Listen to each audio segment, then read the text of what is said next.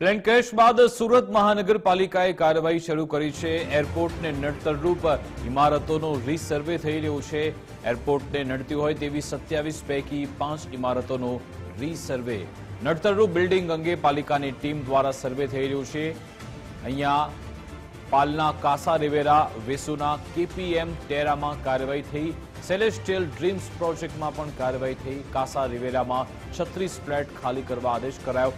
Flat ખાલી નહીં કરે તો પાણી કનેક્શન કાપી નખાશે। ત્રણેય પ્રોજેક્ટમાંથી 151 વહીવટ ફ્લેટ ખાલી કરવા આદેશ અપાયો। ત્રણેય ઇમારતોને બીયુ આપવામાં નહોતી આવી। એરપોર્ટ ઓથોરિટીની એનઓસીથી બાંધકામ મંજૂરી મળી હતી। ફ્લેટ બન્યા પછી નડતરરૂપ ગણાવતા બીયુ અટકાવી દેવાઈ। કાસાના રિવેરાના 36, કેપીએમ ટેરાના 74 ફ્લેટને નોટિસ અપાઈ। સેલેસ્ટિયલ ડ્રીમ્સના 41 ફ્લેટ ધારકોને પણ નોટિસ આપવામાં આવી છે। સુરત એરપોર્ટને નડતરરૂપ હાઈરાઇઝ બિલ્ડિંગોનો વિવાદ હાલ હાઈકોર્ટમાં પેન્ડિંગ પર છે, પરંતુ તે દરમિયાન છે તે કુલ 5થી વધુ જે હાઈરાઇઝ બિલ્ડિંગોને તંત્ર તરફથી નોટિસ ફટકારવામાં આવી છે, જેમાંની એક સુરતના પાલ વિસ્તારમાં આવેલી કાસા રિવેરા હાઇટ્સ છે। કારણ કે અહીંથી જ્યારે ફ્લાઇટ છે તે પસાર થતી હોય છે ત્યારે તેના લેન્ડિંગના સમયે ખૂબ જ મુશ્કેલીનો સામનો છે તે એરપોર્ટે કરવાનો રહેતો હોય છે, અને તે જ કારણ છે કે જે તંત્ર તરફથી ફરી રીસર્વે કરવામાં આવ્યું અને આ રીસર્વેની અંદર જે આ હાઈ રેઝની જે ઇમારત છે તે ક્ષમતા કરતાં વધુ હોવાનું સામે આવ્યું છે, જેથી જે માર્કિંગની જે પ્રક્રિયા છે તે આગામી દિવસોમાં હવે હાથ ધરવામાં આવનાર છે।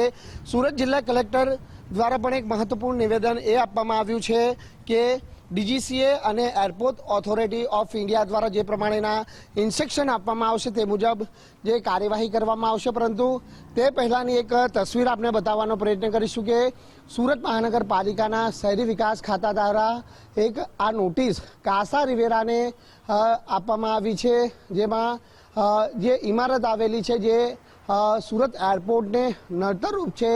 ફ્લાઇટ જ્યારે પસાર થાય છે ત્યારે લેન્ડિંગના સમયે પડતી મુશ્કેલીને લઈને હવે જે કાર્યવાહી છે તે હવે મોડે કરવામાં આવી રહી છે।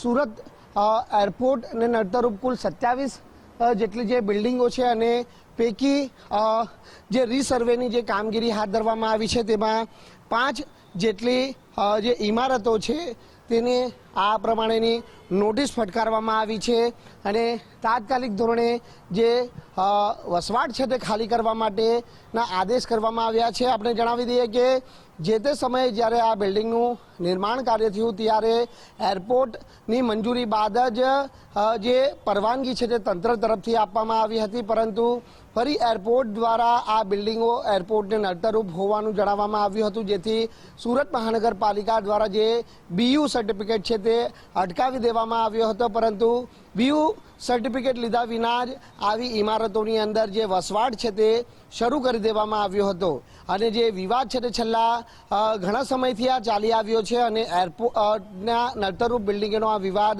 કોર્ટમાં પણ હાલ પેન્ડિંગ પર છે।